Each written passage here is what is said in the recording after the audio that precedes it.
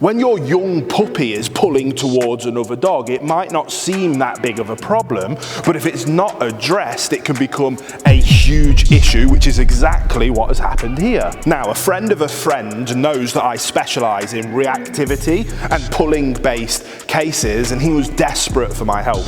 And I'm absolutely going to put them in touch with one of my approved trainers for their long-term programme, but I was able to free up exactly 18 minutes out of my busy schedule today, and I want to show you just what can be achieved in 18 minutes. So let's throw up a timer for 18 minutes and let's dive in to helping this beautiful girl go from a pulling nightmare to walking beautifully, so that walks become the joy of the day again rather than them being the chore of the day. Now, I always like to kick off my training sessions with some fun, with some food work, with some positive reinforcement work, and help them start to understand what it is that I do want in a really fun way before I move on to helping them understand what I don't want from them. But as you can see, Bess is absolutely not interested in the food rewards that I've got, and she is also not engaging with me whatsoever, which tells me that this is absolutely at the root cause of the problem, is that there is no engagement between the dog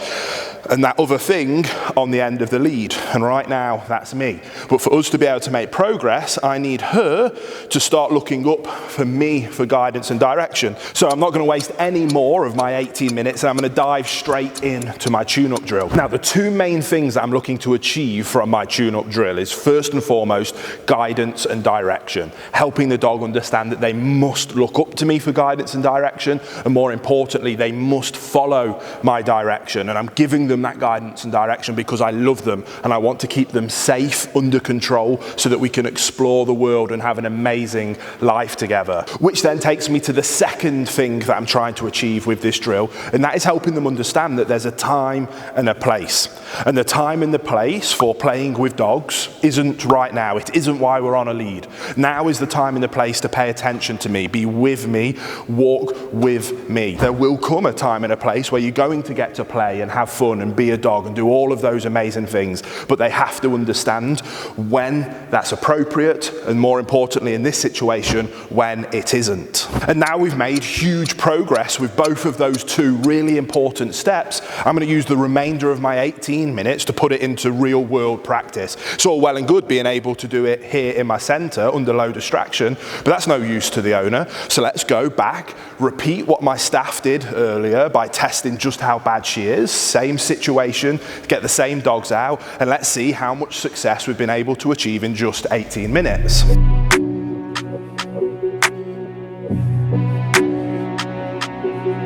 Good girl, good.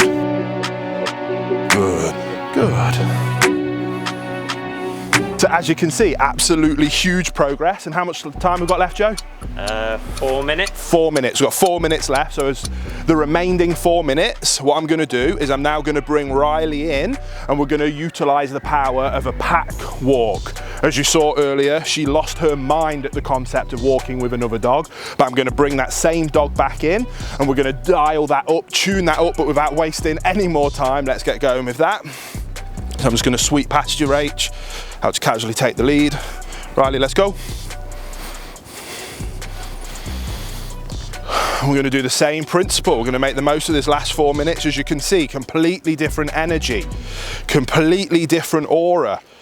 Is it absolutely perfect heel? No, not yet, but my approved trainer that we'll hand this over to will make monumental amounts of success built on this beautiful foundations. Let's go.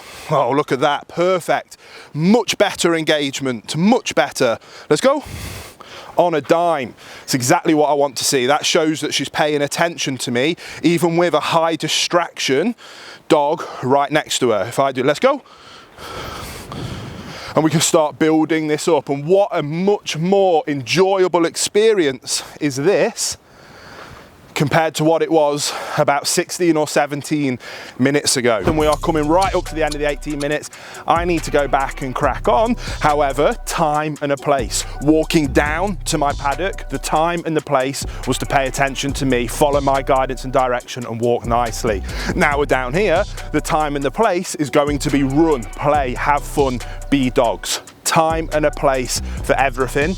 The key takeaway is that you dictate when that time and when that place is. Achieve that and you'll have the dog of your dreams. Subscribe, because I can't wait to see you on the next episode next week.